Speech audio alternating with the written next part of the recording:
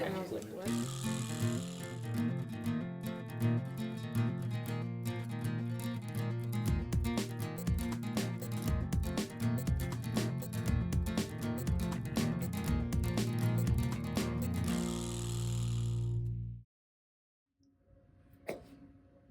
Hi, my name is Larissa Bock and I'm curator for digital development at Sörmlands Museum.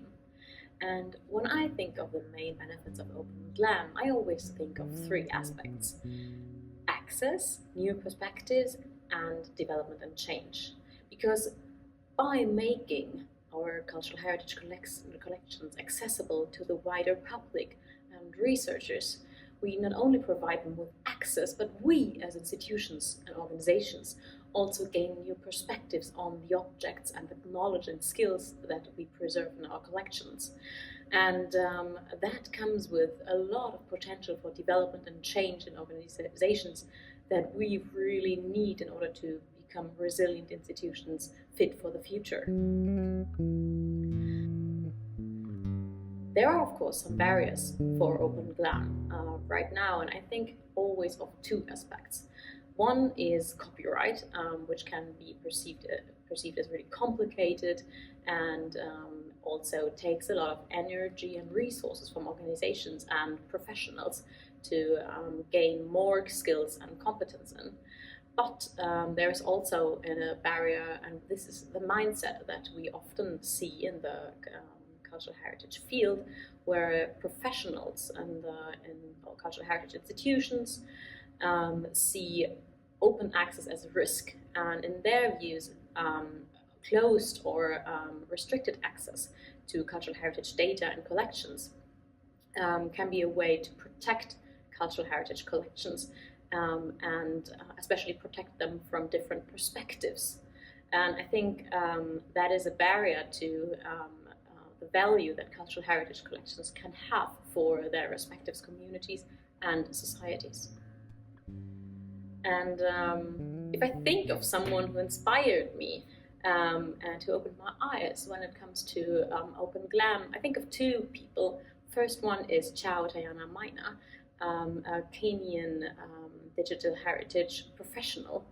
And she talked about how open access collections that are currently in the collections of a museum in Sweden have been able to reconnect to local communities in Kenya.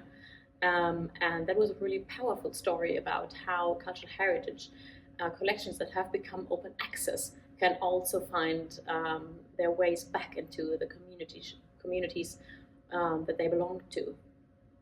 And another person that I think of is my grandmother, because I visited once in an exhibition about water infrastructures with her, and she saw a washing machine that she used as a teenage girl, and like really excitedly wanted to show me how it's used. And I, as a museum person, became really anxious that she could actually destroy it or do some harm to it.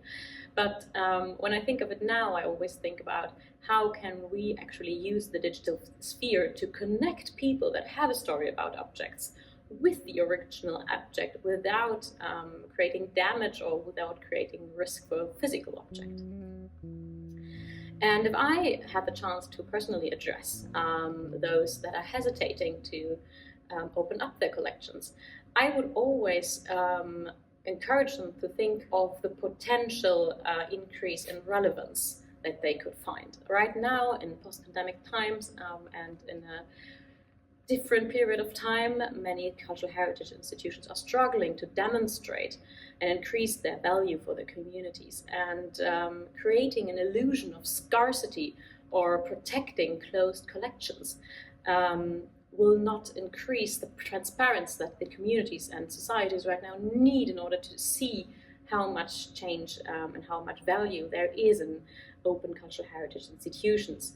And I think in order to make our communities understand what value we as cultural heritage institutions can have, we need to show them what's in our collections, and we have to publish it in a way that encourages reuse and actual real connections to those objects.